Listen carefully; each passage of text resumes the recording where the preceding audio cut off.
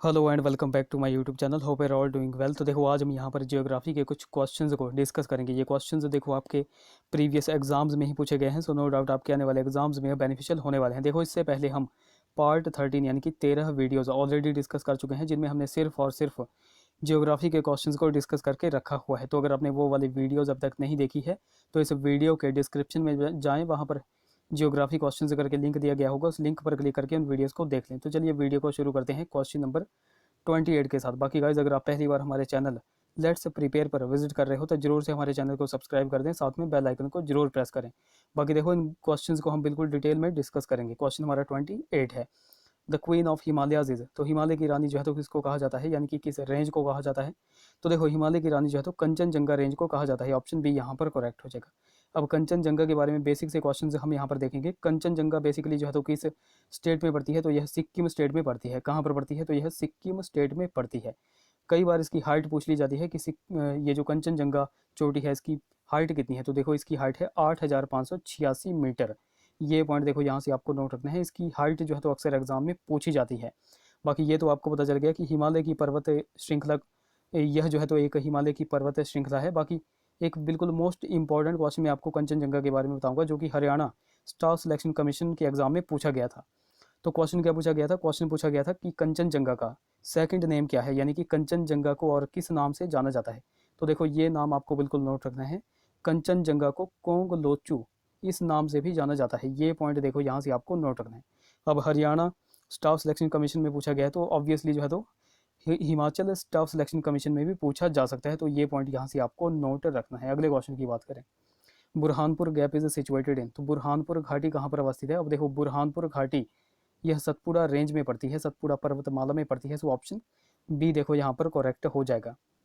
अब ये जो सतपुड़ा पर्वतमाला है ये बेसिकली ज़्यादातर जो है तो अधिकतम किस स्टेट में पड़ती है, तो यह बेसिकली जो है तो मध्य प्रदेश स्टेट में पड़ती है। अब सतपुड़ा पर्वतमाला से भी एक क्वेश्चन बनता है जो कि मोस्ट इंपॉर्टेंट है। सतपुड़ा पर्वतमाला से क्वेश्चन बनता है कि यह जो सतपुड़ा रेंज है यह किस नदी के किनारे स्थित है। तो यह ताप्ती नदी के किनारे स्थित है। ये पॉइंट यहाँ से आपको नोट रखना है। अगले क्वेश्चन की बात करें, which of the following is the largest river of peninsular India, तो निम्न में से कौन सी प्रायद्वीपीय भारत की सबसे बड़ी नदी है। तो देखो प्रायद्वीपीय भारत की यहाँ पे बात की गई है। अगर सिंपली भारत की यहाँ पे बात की जाती तो भारत की सबसे बड़ी नदी कौन सी है, तो वो है गंगा नदी। बट यहाँ पर प्रायद्वीपीय भारत की बात की गई है, तो प्रायद्वीपीय भारत की सबसे बड़ी नदी है गोदावरी नदी। ऑप्शन ए यहाँ पर करेक्ट हो जाएगा। अब देखो गोदावरी नदी से भी बहुत सारे क्वेश्चंस बनते हैं जो कि अक्सर एग्जाम में पूछे जाते हैं। तो क्या क्या क्वेश्चन बनते हैं वो यहाँ पर हम देखेंगे। तो देखो सबसे बेसिक सा क्वेश्चन क्या पूछा जाता है कि गोदावरी नदी निकलती कहाँ से है। तो देखो यह महाराष्ट्र के नासिक जिले से निकलती है। नासिक जिले के त्र्यंबकेश्वर चोटी से निकलती है। फिर दूसरा क्वेश्चन यहाँ से बनता है कि यह गोदावरी नदी गिरती कहाँ पर है, यानी कि यह अपना जल कहाँ पर गिराती है। तो यह बंगाल की खाड़ी में अपना जल गिराती है। कहाँ पर, बंगाल की खाड़ी में अपना जल गिराती है। फिर तीसरा जो कि मोस्ट इंपॉर्टेंट क्वेश्चन है बनता है कि गोदावरी नदी की लेंथ कितनी है, जो कि अक्सर एग्जाम में क्वेश्चन बनता है। तो 1465 किलोमीटर इसकी टोटल लेंथ है। तो ये 3 पॉइंट्स आपको देखो बिल्कुल नोट रखने हैं जो कि अक्सर एग्जाम में पूछे जाते हैं। अब मैं मोस्ट इंपॉर्टेंट पॉइंट्स आपको गोदावरी नदी के बारे में बताऊंगा जो कि अक्सर एग्जाम में पूछे जाते हैं। अब गोदावरी नदी की सहायक नदियां अक्सर एग्जाम में पूछ ली जाती हैं। पूछा जाता है कि पेन गंगा किस नदी की सहायक नदी है, तो यह गोदावरी की सहायक नदी है। उसके बाद पूछा जाता है इंद्रावती, इंद्रावती किस नदी की सहायक नदी है, तो यह भी गोदावरी नदी की सहायक नदी है।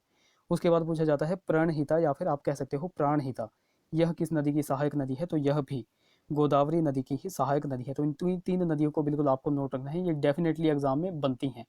अगले क्वेश्चन की बात करें, क्वेश्चन हमारा 31 है, विच of the following states leads in the production of साल इन स्टेट्स इंडिया, भारत में साल के उत्पादन में अग्रणी राज्य निम्न में से कौन सा है। अब देखो एक क्वेश्चन यहाँ यहीं से इसी तरह का क्वेश्चन एक बना था कि भारत में साल के वृक्ष कहाँ पर पाए जाते हैं, और इस तरह का ही क्वेश्चन यहाँ पर आपसे पूछ लिया गया है, जो कि मैंने थोड़े दिन पहले ही डिस्कस किया था।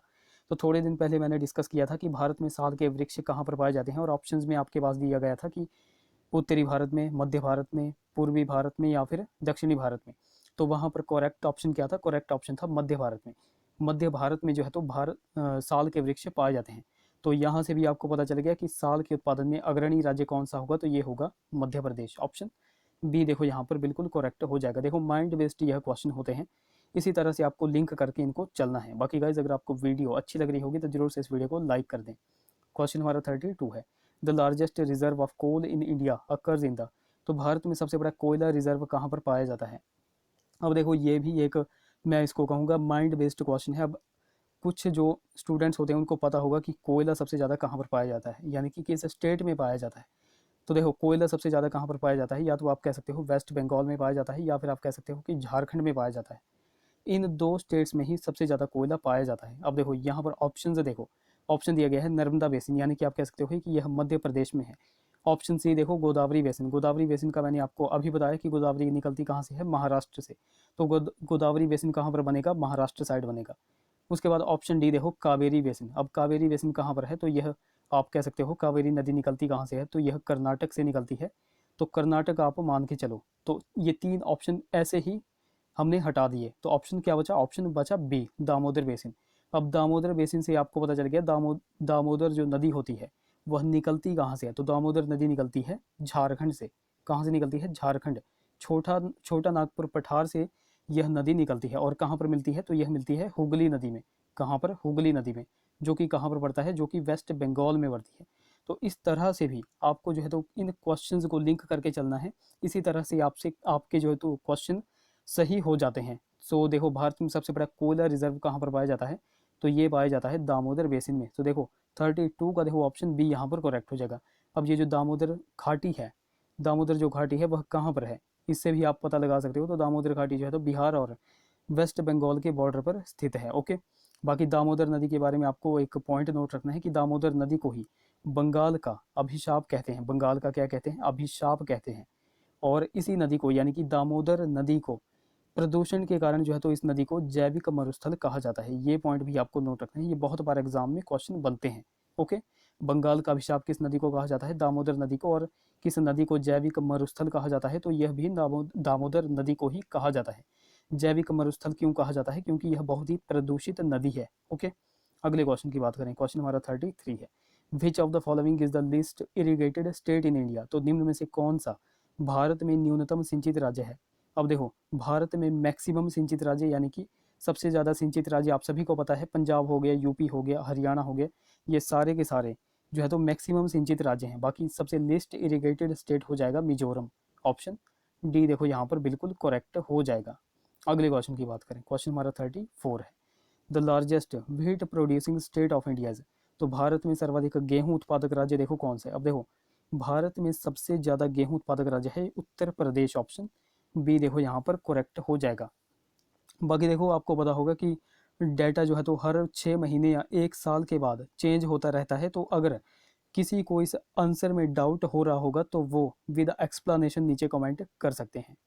ओके, ऑप्शन बी करेक्ट होगा। अगले क्वेश्चन की बात करें, the largest petrochemical complex in India was established by Union Carbide at, तो देखो यूनियन कार्बाइड द्वारा स्थापित भारत में सबसे बड़ा पेट्रो रसायन संकुल कौन सा है, कौन सा था। यहाँ पर क्या पूछा गया है, यूनियन कार्बाइड कंपनी के द्वारा। ओके, अब देखो यूनियन कार्बाइड कंपनी का आपने नाम सुना होगा, जो सीरियस कैंडिडेट्स हैं उन्होंने तो इसका नाम सुना होगा। आपको याद आ रहा होगा कि हमने इसका जो है तो नाम कहीं पर सुना है।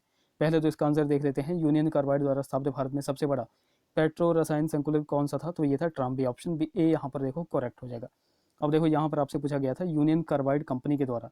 अब सिंपली अगर आपसे पूछा जाता कि भारत में सबसे बड़ा पेट्रो रसायन संकुल कौन सा है, यानी कि इंडियाज लार्जेस्ट पेट्रोकेमिकल कम्प्लेक्स कहाँ पर है, तो वो हो जाएगा गुजरात के जामनगर में। कहाँ पर हो जाएगा, गुजरात के जामनगर में। ये पॉइंट यहाँ से आपको नोट रखना है। बाकी देखो अब यहाँ पर मैं आपको बता दूँ यूनियन कार्बाइड का आपने नाम कहाँ पर सुना हुआ है। तो देखो आपको पता होगा कि भोपाल गैस त्रासदी हुई थी, भोपाल गैस त्रासदी। और उस भोपाल गैस त्रासदी में जो है तो कौन सी गैस का रिसाव हुआ था, तो ये हुआ था मिथाइल आइसोसाइनाइट गैस का रिसाव हुआ था। अब मैंने आपको बताया कि भोपाल गैस त्रासदी हुई थी। अब आपको पता होगा कि यह हुई कहाँ पर थी, यानी कि यह किस कंपनी में हुई थी, तो भोपाल गैस त्रासदी यूनियन कार्बाइड कंपनी में ही हुई थी। ये पॉइंट देखो यहाँ से आपको नोट रखना है। अब देखो यूनियन कार्बाइड कंपनी की अगर बात करें तो देखो यह एक केमिकल इंडस्ट्री है जो कि स्थापित कब की गई थी, तो यह स्थापित 1917 में की गई थी। 1917 में यह स्थापित की गई थी। बाकी मैंने भोपाल गैस त्रासदी के बारे में आपको बताया। भोपाल गैस त्रासदी हुई कब थी, ये आप नीचे कमेंट करके बता दो। अगले क्वेश्चन की बात करें, क्वेश्चन हमारा 36 है। Nalco has set up an integrated aluminium complex in, तो नालको ने एकीकृत एल्यूमिनियम संकुल स्थापित कहाँ पर किया?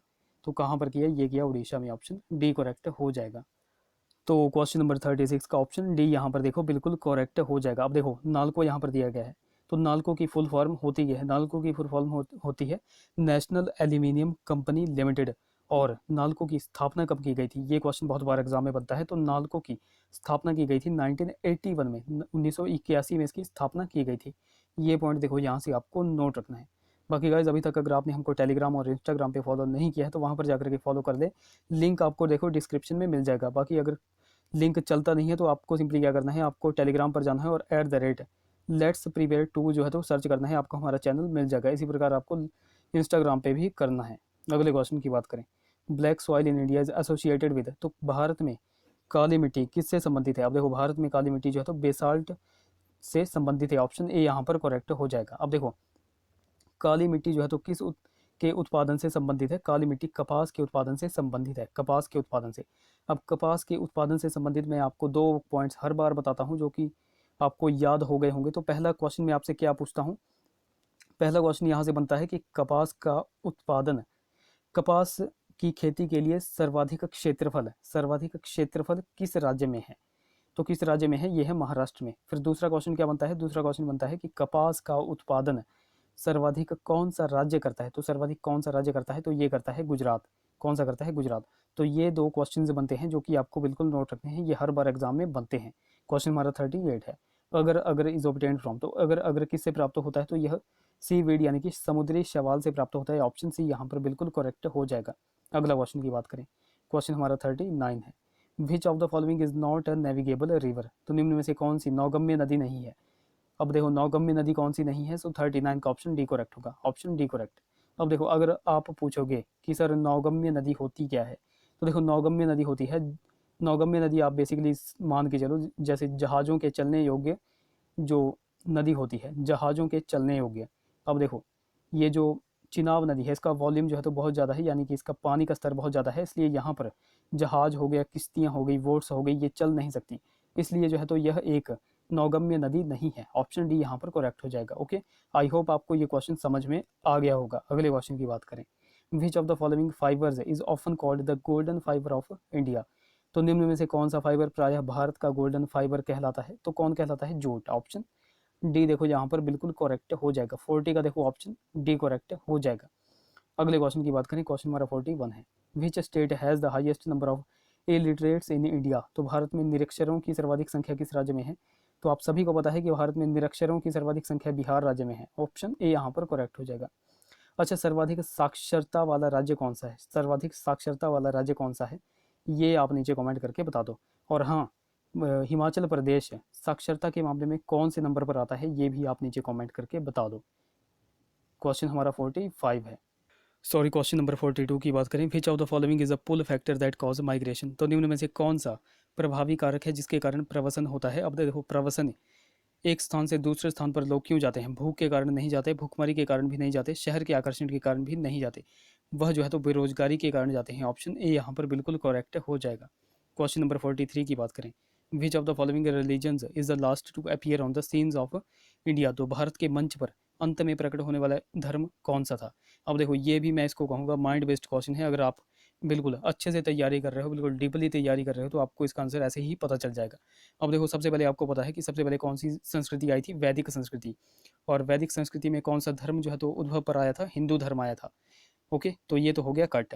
उसके बाद हिंदू धर्म के बाद कौन सा धर्म उद्भव में आया? तो आपको पता है महावीर स्वामी आ गए, उसके बाद महात्मा बुद्ध आ गए, आपको पता है जैन धर्म हो गया और बौद्ध धर्म, यानी कि ऑप्शन सी आया था। उसके बाद हिंदू धर्म के बाद कौन सा धर्म आया? बौद्ध धर्म। सो ये भी कट हो गया।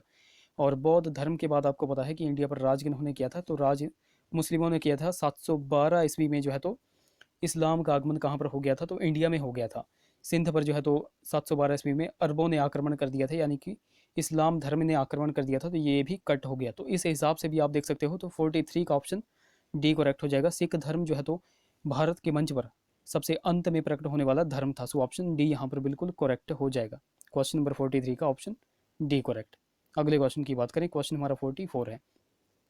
विच of the following states in India has the maximum Christian population, तो भारत में निम्न में से किस राज्य में सर्वाधिक ईसाई जनसंख्या है? तो देखो सर्वाधिक ईसाई जनसंख्या की अगर बात करेंगे तो ऑप्शन ए गोवा देख करके टिक मत करके आ जाना, ये बिल्कुल गलत है। भारत में सर्वाधिक ईसाई जनसंख्या केरल में है, ऑप्शन सी यहाँ पर बिल्कुल करेक्ट हो जाएगा। अगले क्वेश्चन की बात करें, क्वेश्चन हमारा 45 है। The increasing concentration of carbon dioxide into the air cause, तो हवा में कार्बन डाइऑक्साइड की बढ़ती सांद्रता के कारण क्या होता है? अब देखो ये होता है ग्लोबल वार्मिंग, ऑप्शन ए यहाँ पर बिल्कुल करेक्ट हो जाएगा। अगले क्वेश्चन की बात करें, क्वेश्चन हमारा 46 है। The best method of disposal of garbages, तो कचरे के निपटान की उत्तम पद्धति कौन सी है? तो यह है भस्मीकरण, ऑप्शन डी यहाँ पर बिल्कुल करेक्ट हो जाएगा। क्वेश्चन नंबर 47 की बात करें, जेट स्ट्रीम्स ब्लोज फ्रॉम, तो जेट धाराएं बहती हैं, आपने सुना होगा पछुआ पवने, तो पछुआ पवने कहाँ से बहती हैं? तो यह पश्चिम से पूर्व की तरफ बहती हैं, सो ऑप्शन बी यहाँ पर देखो करेक्ट हो जाएगा। जेट धाराओं को ही जो है तो पछुआ पवने कहते हैं। अगले क्वेश्चन की बात करें, क्वेश्चन नंबर 48 है। Drift plains are formed by the action of, तो ड्रिफ्ट मैदान जो है तो किसकी क्रिया द्वारा निर्मित होते हैं? तो यह ग्लेशियर्स यानी कि हिमनदों की क्रिया के द्वारा निर्मित होते हैं। सो देखो 48 का ऑप्शन बी करेक्ट हो जाएगा। 49 क्वेश्चन की बात करें, tsunamis are originally due to, तो सुनामी किसके कारण होती है? तो देखो सुनामी होती है हरिकेन यानी कि तूफान के कारण, ऑप्शन सी यहाँ पर करेक्ट हो जाएगा। अब देखो कुछ यहाँ पर अगर मैं चक्रवातों यानी कि तूफान की बात करूँ तो तूफान किस किस देश से आते हैं? देखो सबसे पहले तो आपको पता चल गया हरिकेन, हरिकेन यह एक तूफान है और यह किस देश में आता है? तो यह यूएसए में आता है। कहाँ पर? यूएसए में। अब यहाँ पर कुछ और की अगर बात कर लीजिए, जैसे टाइफून, टाइफून कहाँ पर आता है? तो टाइफून आता है चीन सागर में। कहाँ पर? यानी कि आप कह सकते हो चाइना में आता है। उसके बाद विली विली, विली विली कहाँ पर आता है? विली विली ये कहाँ पर आता है? ये आप नीचे कमेंट करके बता दो, बहुत ही मोस्ट इंपॉर्टेंट क्वेश्चन है। ओके, विली विली कहाँ पर आता है ये आप नीचे कमेंट करके बता दो। अगले क्वेश्चन की बात करें, the deepest ocean of the world is, तो विश्व का सबसे गहरा महासागर कौन सा है? तो आप सभी को पता है कि विश्व का सबसे गहरा महासागर है प्रशांत महासागर, ऑप्शन डी यहाँ पर करेक्ट हो जाएगा। प्रशांत महासागर का सबसे गहरा स्थान कौन सा है? तो वो है मेरियाना ट्रेंच। कौन सा है? Mariana trench. ओके, ये तो आपको तो पता चल गया प्रशांत महासागर के बारे में। अच्छा, अटलांटिक महासागर का सबसे गहरा स्थान कौन सा है, उसका नाम क्या है, ये आप नीचे कमेंट करके बताओ। उसी तरह हिंद महासागर और आर्कटिक महासागर का भी सबसे गहरा स्थान कौन सा है, उनका नाम आप नीचे कमेंट करके बता दो। ओके, तो देखो गाइज ये थे हमारे कुछ क्वेश्चंस। आई होप वीडियो आपको इन्फॉर्मेटिव लगी होगी। अगर वीडियो अच्छी लगी है तो जरूर से इसे लाइक करें, शेयर करें, चैनल को सब्सक्राइब करें, साथ में बेल आइकन को जरूर दबाएं। तो चलिए मिलते हैं अब अगले वीडियो में। Till then take care.